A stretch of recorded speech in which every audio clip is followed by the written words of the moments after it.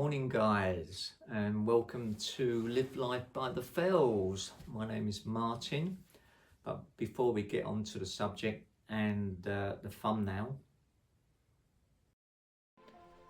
After 16 years of living in Southeast Asia, I'm back in the Lake District, England. On this channel I'll be sharing all the challenges I have faced coming back here.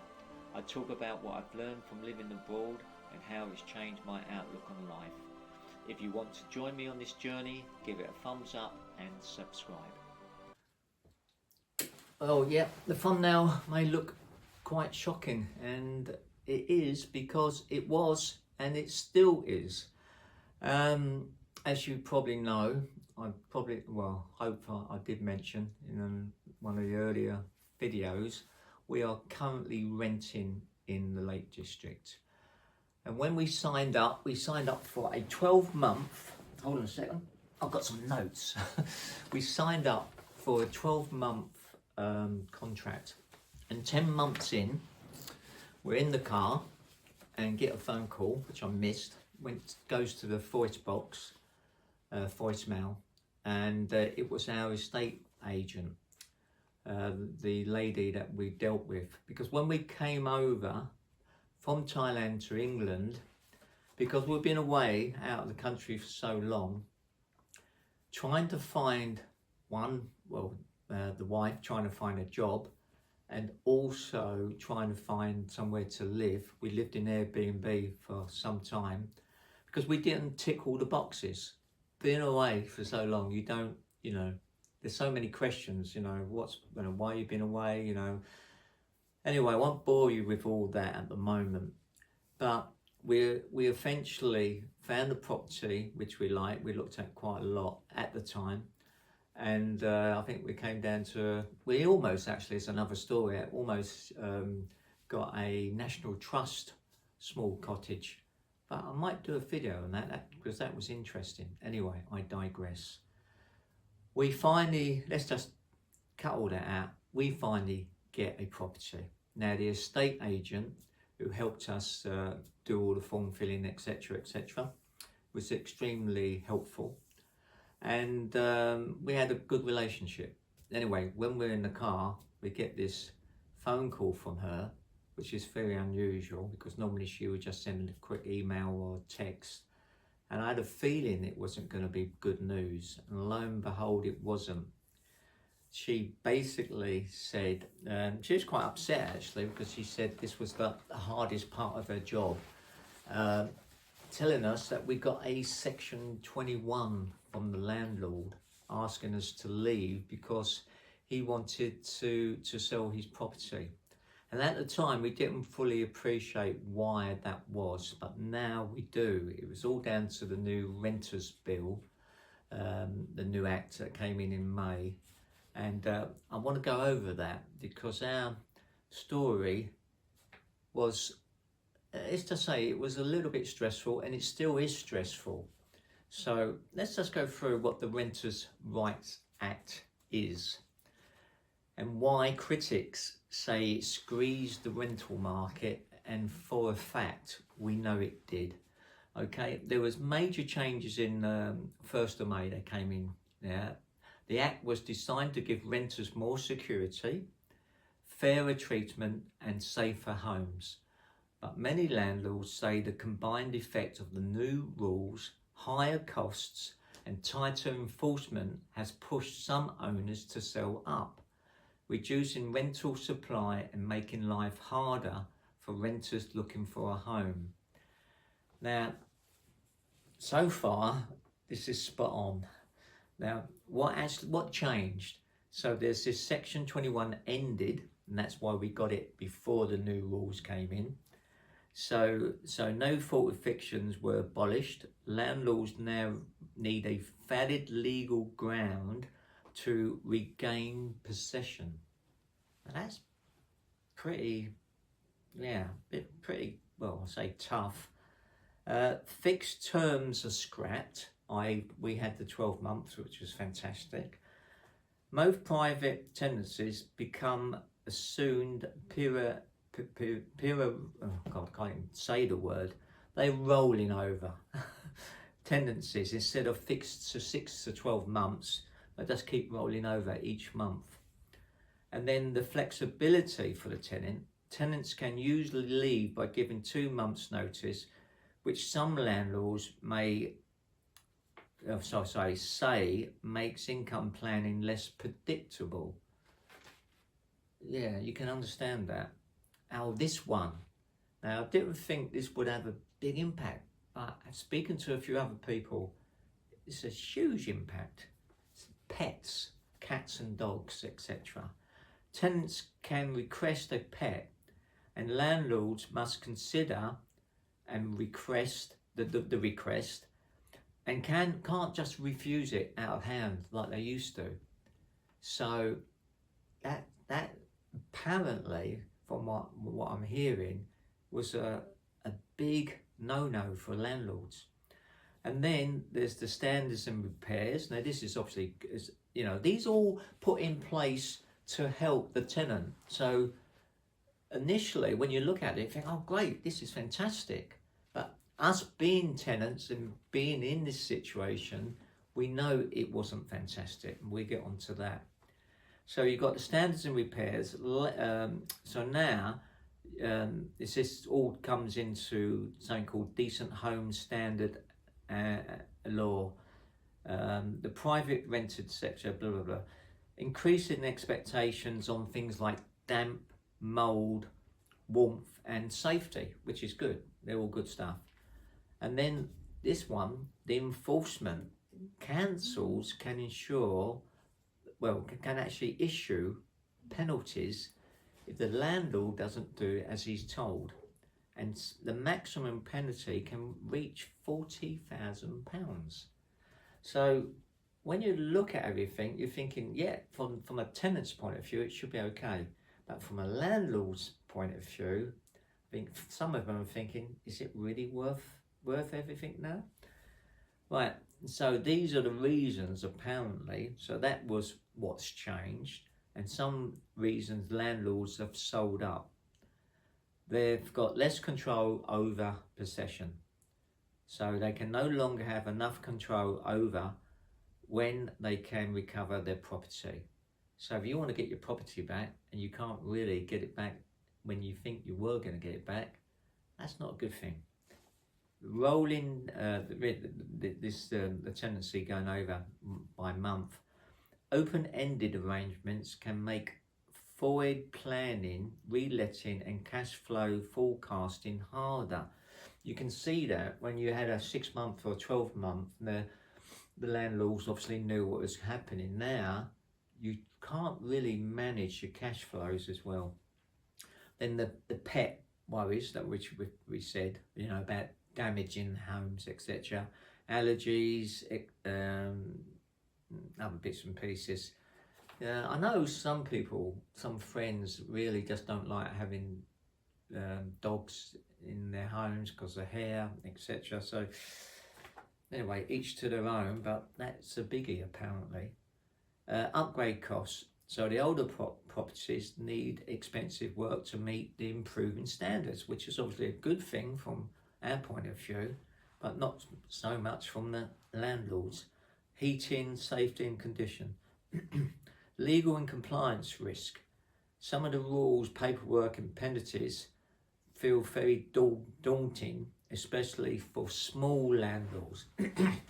Now this is what we were told. It's the properties that seem to be going on the market are not properties from a landlord that's got half a dozen or so. These are normally properties, maybe just the one property. And the people, you know, the landlord think, oh, I don't want the hassle of all this new stuff. Let's just sell it. And obviously with higher mortgage rates, lower profit. When borrowing costs rise, margins shrink. Some landlords decide selling is easier than staying in the sector. So it's like a train reaction to the whole market. So more regulation comes into place. Some landlords exit or stop buying rental properties.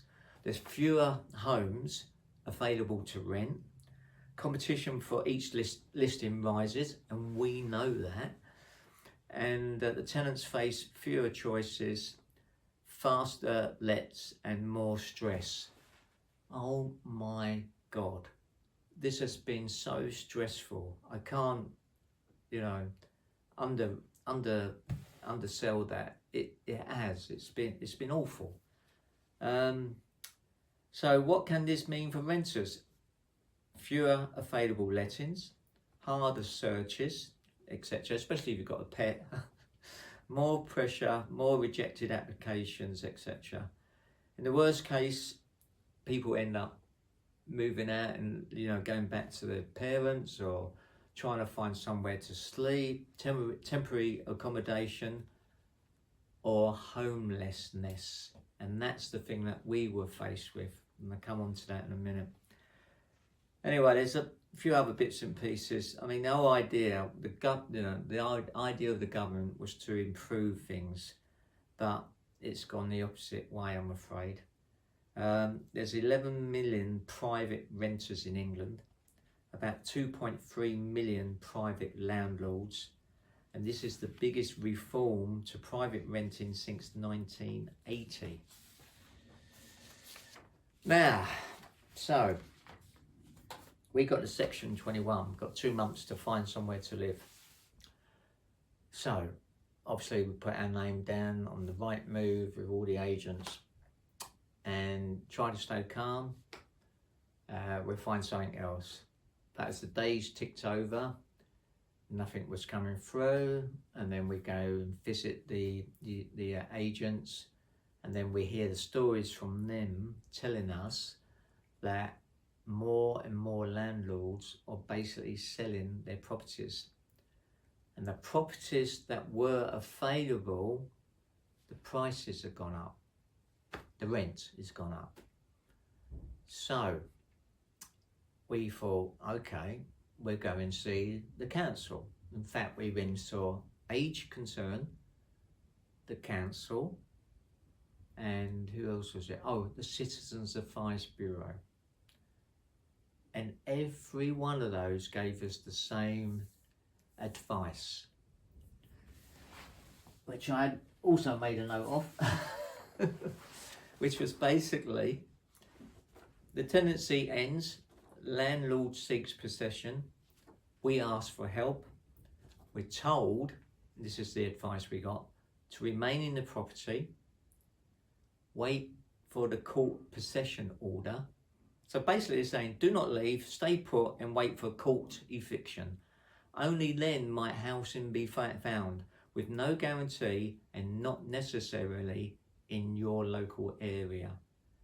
And then, so you got the court possession order, bailiffs, eviction, warrant, maybe you get temporary accommodation, maybe offered, but not in the area you live in, and no guarantee of a local home. So, I mean, what were we to do? So we decided, can we, if the landlord's selling, can we buy it? So we put in an offer, which got rejected straight away. And then we put in another offer, which, lo and behold, got accepted. So we're now saying to ourselves, we need to get a deposit, which we managed to get together because basically that was our life, and I mean every single penny that we saved up, which isn't a lot, our life savings, with a little bit of help from a friend to get a deposit. And then we thought, okay, we've got to get the mortgage, so we got a mortgage advisor. I mean, we're talking about getting a mortgage at my age.